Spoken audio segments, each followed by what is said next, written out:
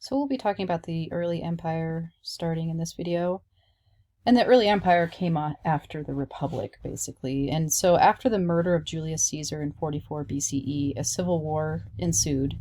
And in 31 BCE, Octavian, who was Caesar's adopted son, won the civil war when he crushed his rival Mark Antony.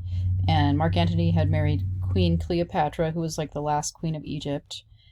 And they were defeated by Octavian at the Battle of Actium in northwestern Greece. And so after that defeat, Antony and Cleopatra actually committed suicide. And after that, Egypt became a Roman province, as well as a result of Octavian's victory. So historians really mark the end of the Republic down to the date when the Senate gave Octavian the title of Augustus, the majestic or exalted one, in 27 BCE. The offices of the government stayed the same, but Augustus occupied all of the key positions. So it's sort of a sneaky way of changing the Republic into basically a empire. So this basically gave him control of all aspects of Roman public life. So we'll talk about the Pax Romana. Even though Octavian, or Caesar Augustus, as he became known as after his victory over Mark Antony, even though he was a dictator of sorts, he did bring peace and prosperity to the Romans for over. It basically began a period of peace for over 2 centuries with Augustus. Obviously, he wasn't alive for that long, but after he established his form of government, peace continued on for 2 centuries.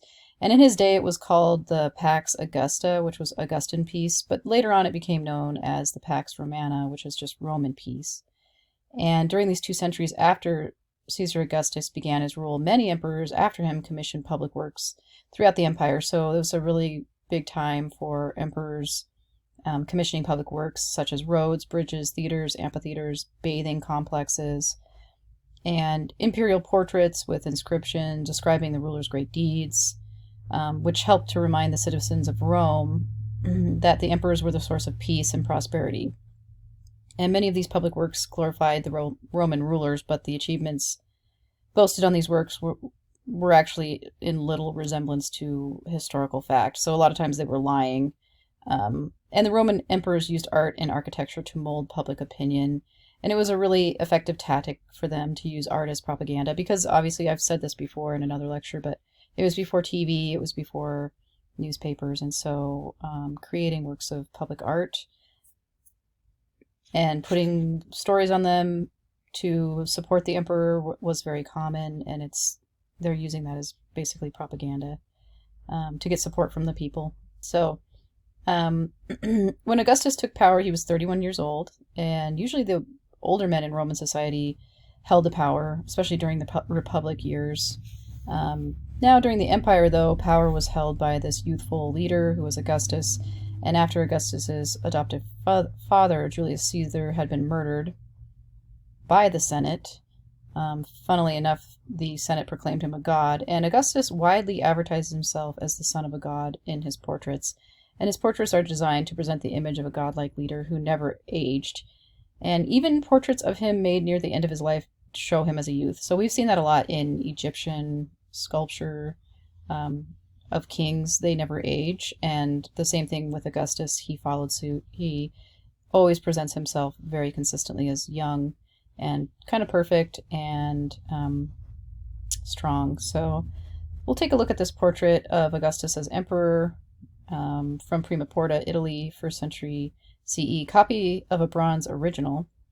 It's over life size, 6 feet 8 inches high.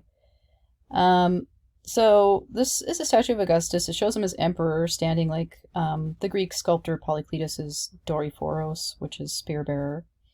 And you can see the Greek influence when you look at this, just in the way that this leg is relaxed, and he's kind of he does have a tilt to his hips as well. Not only this way, but also like his torso is sort of twisting a little bit too. And his right arm is raised to address his troops, and his face does record some of the individual features that Augustus actually had, but it is still highly idealized, much like the Greeks would do. Um, and this statue was found at his wife Livia's villa in Prima Porta, and the details of the statue carry political messages. And there are reliefs on his breastplate that show the return of the legionary banners that the Parthians had captured from a Republican general, and Augustus was able to get those banners back. So each legion had a banner that they carried, and if they were ever captured by the enemy, it was very embarrassing for them. So that did happen under a Republican general, and Augustus was able to get them back, the banner, the legionary banner. So that was a big deal. And at Augustus's feet is Cupid. You can see him down here, which is a reference to Augustus's divine descent from the family of the Julians, who traced their ancestry back to Venus. And Cupid is Venus's son, so that's kind of how that makes that reference to his relation to Venus, basically. Okay, so we'll keep moving. This is the portrait bust of Livia, who is the wife of Augustus, from Arsinoe, Egypt, 1st century CE, marble, 1 foot, 1.5 inches high. It shows her as having the latest Roman hairstyle of the time. Her face is done in the Greek style as well. And she resembles a classical Greek goddess in the features of her face. She actually lived to be 87, but all of her portraits that they've found depict her as young. So she's much like Augustus in that, she never grows old. She's always perfect. They definitely were very careful about how they presented themselves to the public. And so this is something that they did that, isn't unlike the Egyptians, or even the Greeks, really. They didn't, some areas, some time periods of the Greek art did not show old age. Some did, like the Hellenistic did, but yeah, they're kind of borrowing from other cultures there with not showing any aging for sure. So we'll keep moving here. So this is the west facade of the altar of Augustan Peace from Rome, Italy, 13 to 9 BCE. So the Ara Passus Augustae, which is the altar of Augustan Peace, celebrates the Emperor Augustus' most magnificent achievement, which was the establishment of peace that lasted quite a while after he was gone. They say 2 centuries in the book. So 4 panels on east and west ends depict these mythological subjects, including a relief of Aeneas making a sacrifice. And Aeneas was the son of Venus and also Augustus's forefather. So Augustus is trying to emulate Athens under Pericles with this piece here.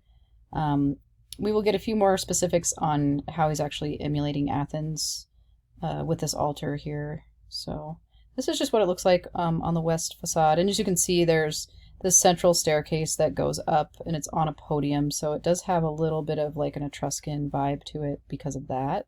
But it also has Greek influences, and we'll get into that here in a minute. So a second panel on the other end of the altar enclosure depicts basically the seated matron who has these 2 babies in her lap. Most art historians call her Telus, which is Mother Earth, although some people think she is Pax, who would be peace, or Ceres, who would be the goddess of grain. They're not quite exactly sure, or maybe even Venus, but most people think it's Telus. And she embodies the fruits of the Augustan peace, which is the Pax Augusta. And all around her are bounties of the earth, they're all in bloom, and the animals of different shapes are living together in peace, they're laying down together. And personifications of the breezes flank the middle figure. So I guess this is supposed to be a personification of the breezes. One rides a bird, and then the other one is riding the sea creature. So you can see that. And then earth, sky, and water are all represented on this panel. So, and then this is the procession of the Imperial Family, which is a detail of the south frieze of the Ara Passus Augustae, Rome, Italy. So this is basically a detail from the south frieze, and the inscription here is kind of like the Panathenaic procession frieze from the Parthenon in Athens. And so this is one way that it's kind of emulating the Parthenon in Athens and Athens under Pericles.